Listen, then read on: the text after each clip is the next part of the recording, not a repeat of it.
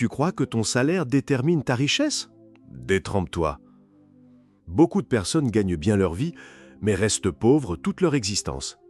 Pendant ce temps, d'autres, avec peu de moyens, bâtissent des empires. Alors, quel est leur secret? Ce n'est pas une question de chance, ni de revenus, mais de mentalité et de stratégie. Dans cette vidéo, je vais te révéler les principes qui transforment une simple paye en véritable richesse. Prépare-toi, car ce que tu vas découvrir peut totalement changer ta vie financière. Pourquoi certaines personnes parviennent-elles à s'enrichir, même en partant de zéro, tandis que d'autres peinent toute leur vie sans jamais s'en sortir? Ce n'est pas une question de chance ou de salaire, mais de mentalité et de stratégie. Comme l'enseigne Robert Kiyosaki, auteur de Père riche, Père pauvre, les riches ne travaillent pas pour l'argent, ils font travailler l'argent pour eux. Ce n'est pas la quantité d'argent que vous gagnez qui vous rend riche, mais votre connaissance de l'argent et votre discipline. Beaucoup croient qu'il faut être riche pour investir. C'est le plus grand mensonge qu'on vous ait raconté.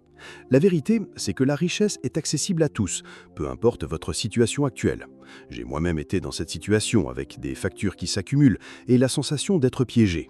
Mais tout a changé lorsque j'ai compris le jeu de l'esprit riche. Je vais vous montrer comment appliquer les principes de Kiyosaki en 8 étapes pratiques pour bâtir votre richesse, même avec un petit revenu. 1. Organisez vos finances, la fondation de votre richesse. Avant de penser à investir ou à créer une entreprise, la première étape est de prendre le contrôle de vos finances. Cela n'a rien à voir avec le montant que vous gagnez, mais tout à voir avec la clarté. La plupart des gens n'ont aucune idée de l'endroit où va leur argent. Ils ont une vague idée des dépenses, mais ne notent rien de manière détaillée. Sans cette clarté, l'argent s'échappe entre leurs doigts comme du sable. Peu importe votre salaire, sans contrôle, vous ne parviendrez jamais à accumuler quoi que ce soit. Marie, une assistante de direction, gagnait un salaire décent. Elle se plaignait toujours de ne pas pouvoir épargner. Elle pensait que le problème était son salaire, qui n'était pas assez élevé. Sur les conseils d'un ami, elle a décidé de noter toutes ses dépenses pendant un mois. Elle a découvert qu'elle dépensait en moyenne 5 € par jour pour un café à emporter et une pâtisserie. Sur un mois, cela faisait 150 € et sur une année, près de 1800 €. Cet argent, qui semblait insignifiant au quotidien, représentait une somme colossale à la fin de l'année. En coupant cette dépense inutile et en la mettant de côté, Marie a pu commencer à constituer son fonds d'urgence. Comment faire? Prenez un carnet, une application sur votre téléphone ou une feuille de calcul. Notez chaque centime dépensé. Factures, courses, transports, abonnements, Netflix, Spotify et même le petit encas du coin. Vous découvrirez rapidement où vous dépensez inutilement. Il ne s'agit pas de se priver, mais d'être intelligent et de rediriger cet argent vers vos objectifs. Kiyosaki le répète, si vous ne savez pas gérer le peu que vous avez, vous ne saurez pas gérer beaucoup. 2. Évitez les mauvaises dettes, le piège de la course effrénée. Les dettes sont la principale raison pour laquelle de nombreuses personnes, même celles avec de bons salaires, restent dans le rouge. Kiyosaki distingue 2 types de dettes. Bonnes dettes, elles mettent de l'argent dans votre poche, pensez à un prêt pour acheter un bien immobilier que vous allez louer ou un financement pour une formation qui augmentera votre salaire. Mauvaises dettes, elles vous appauvrissent. Ce sont les dettes de consommation, un téléphone à crédit, des achats compulsifs sur carte, des prêts pour payer d'anciennes dettes. Exemple concret, Marc et la voiture de luxe. Marc était un jeune ingénieur qui gagnait bien sa vie. Pour paraître riche et impressionner ses amis, il a contracté un prêt exorbitant pour acheter une voiture de sport. Les mensualités étaient si élevées qu'il devait constamment faire des heures supplémentaires. Il était esclave de sa voiture, travaillant pour la banque. Au bout de quelques années, la voiture avait perdu de sa valeur, mais il était toujours endetté. Il vivait au-dessus de ses moyens, piégé dans un cycle sans fin. Comment faire? Dressez une liste de toutes vos dettes. Qui vous devez, combien et le taux d'intérêt. Éliminez d'abord les dettes à taux d'intérêt élevé et surtout arrêtez d'en contracter de nouvelles. Si vous payez encore votre téléphone à crédit, n'allez pas commander un nouveau plat sur une application chaque week-end. Votre attitude envers l'argent et vos choix quotidiens détermineront votre avenir financier. 3. Créez un fonds de liberté. Payez-vous d'abord. L'une des leçons les plus puissantes de Kiyosaki est « Payez-vous d'abord ». Avant de payer vos factures, mettez de côté une partie de votre salaire pour vous-même. Ce n'est pas pour des vacances ou un achat superflu, mais pour votre propre liberté financière. Ce fonds a 2 objectifs. Sécurité, il agit comme un matelas d'urgence en cas d'imprévu, facture médicale, réparation de voiture. Vous n'aurez pas à vous endetter. Discipline, il vous force à prendre le contrôle et à vous préparer pour l'avenir. Exemple concret, l'histoire de Sophie. Sophie, une caissière au salaire minimum, a décidé d'appliquer ce principe. Elle a ouvert un compte d'épargne séparé et y mettait 20 € chaque mois, sans exception. Cela semblait dérisoire, mais après un an, elle avait 240 €. Le plus important, c'était la discipline qu'elle avait acquise. Elle a réalisé que le montant n'était pas l'essentiel, mais l'habitude. Elle s'est ensuite posé la question « Comment puis-je faire fructifier cet argent ?» Comment faire? Mettez de côté une somme fixe chaque mois, même si elle est petite, 20 ou 30 €. Traitez ce fonds comme sacré. Il est votre première brique dans la construction de votre liberté financière. Il vous sort du mode de survie et vous place sur le chemin de la création de richesse. 4. Investissez dans votre esprit. La vraie richesse est dans votre tête. Votre plus grand actif n'est pas votre compte en banque, mais votre cerveau.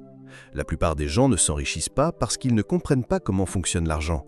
L'école ne nous l'apprend pas. C'est pourquoi l'auto-apprentissage est crucial. L'histoire de Léandro, le pompiste. Léandro était pompiste. Il gagnait peu et vivait dans une petite location. Au lieu de se lamenter, il a décidé d'investir son temps libre dans son éducation financière. Il a regardé des vidéos gratuites sur YouTube et a emprunté des livres à la bibliothèque. En moins de 2 ans, il avait non seulement constitué une réserve d'urgence et commencé à investir, mais il avait aussi créé une source de revenus supplémentaires en vendant des plats faits maison. Sa transformation n'a pas été le résultat d'un gain soudain, mais de la connaissance qu'il a acquise et appliquée. Comment faire? Vous n'avez pas besoin d'être riche pour investir dans votre esprit. Le savoir est accessible gratuitement sur Internet. Écoutez des podcasts, regardez des chaînes YouTube dédiées à la finance, lisez des blogs. Au lieu de passer des heures sur les réseaux sociaux, consacrez 30 minutes par jour à l'apprentissage. Le savoir que vous acquérez est la seule chose que personne ne peut vous enlever. 5. Créer une source de revenus supplémentaires, l'opportunité est partout. Si votre salaire ne suffit pas, ne restez pas à vous plaindre. Kiyosaki enseigne que les riches pensent en termes d'opportunités, tandis que les pauvres pensent en termes d'obstacles. Une source de revenus supplémentaires ne signifie pas créer une grande entreprise. C'est utiliser ce que vous savez pour générer de l'argent en plus. L'histoire de Gisèle et ses brownies chocolat. Gisèle, assistante administrative, vivait dans le rouge avec un petit salaire. Un jour, elle a décidé de vendre des brownies faits maison à ses collègues. La recette, elle l'avait trouvée sur YouTube. Le premier mois, elle a gagné 200 €, puis 500, puis 1000.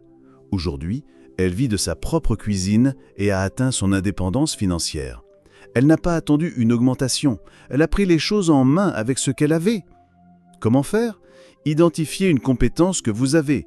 Cuisine, couture, réparation, cours de soutien, etc. Commencez petit. Vendez des articles sur un marché en ligne. Proposez vos services à vos voisins.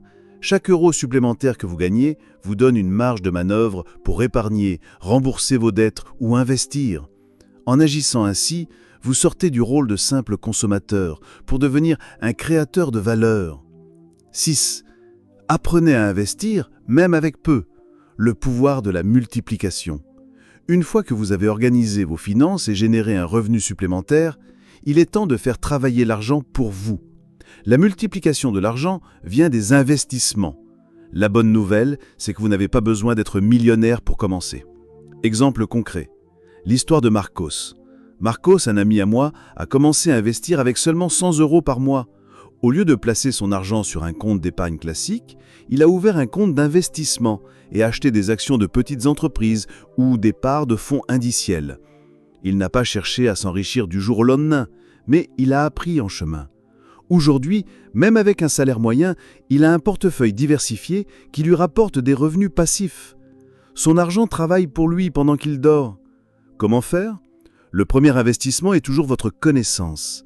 Informez-vous sur les différents types d'investissements, fonds indiciels, ETF, obligations, immobilier locatif. Commencez avec des petits montants. L'important est de faire le premier pas. En commençant avec 50 ou 100 €, vous apprenez la discipline et vous comprenez comment l'argent grandit avec le temps. Le risque n'est pas d'investir, mais de ne pas comprendre dans quoi vous investissez. 7. Ayez de la patience et de la consistance, le marathon de la richesse. La plus grande erreur est de s'attendre à des résultats rapides. La richesse ne se construit pas du jour au lendemain. C'est un marathon, pas un sprint. La patience et la constance sont vos meilleurs alliés. Exemple concret. Les intérêts composés. Imaginez 2 amis, Alex et Ben. Alex commence à investir 100 € par mois à 25 ans et arrête à 35 ans. Ben commence à investir 100 € par mois à 35 ans et continue jusqu'à 65 ans. Grâce au pouvoir des intérêts composés, Alex, qui a investi sur une période plus courte mais plus tôt, finira avec un capital beaucoup plus important que Ben. Le temps est votre allié le plus puissant. Comment faire? Continuez à épargner et à investir régulièrement, même si les résultats ne sont pas immédiats. Ne vous découragez pas si le marché boursier chute ou si votre petite entreprise ne décolle pas du jour au lendemain. La constance est la clé de tout progrès durable.